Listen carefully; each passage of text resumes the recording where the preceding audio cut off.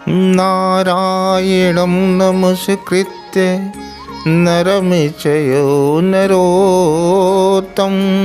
देवीं सरस्वती व्यासं ततो जयमुदीरये।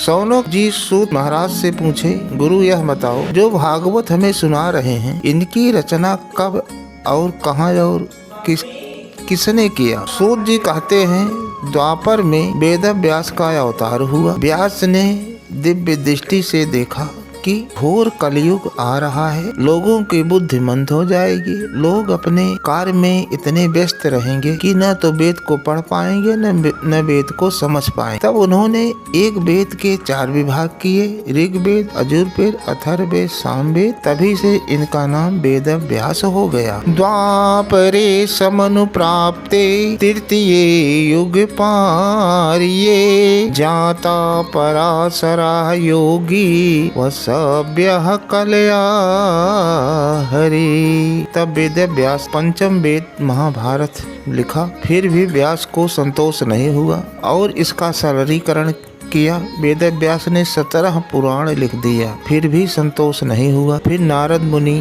उनके पास आते हैं, कहते हैं, पराशर्य महाभागा भवता कश्चिदात्मना परतुष्यन्ति शरीरम आत्मा मानसे मुवा। वेद व्यास से बताओ, क्यों तुम इतने उदास होकर बैठे हो? आप इतने खिन्न अवस्थाओं में क्यों दिखाई दे रहे हो? तो वेद व्यास कहते हैं कि मैंने इतना पुराण लिख डाला लेकिन मुझे शांति नहीं मिली। तो वेद व्यास कहते हैं, जो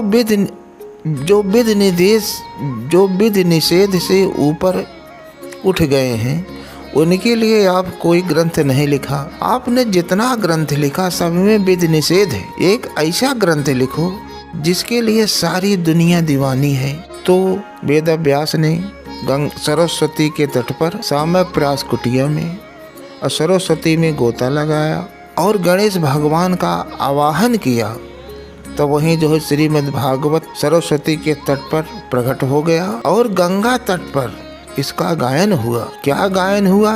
जमुना नदी पर जो भी गोविंद की बाल लीलाएं थी उसका गायन किया गया। इसलिए वेद भागवत जो है सरस्वती के तट पर प्रकट हुआ, गंगा के नदी पर इसका गायन हुआ और जमुना नदी में जो भी लीलाएं हुई थी उसका गायन हुआ है।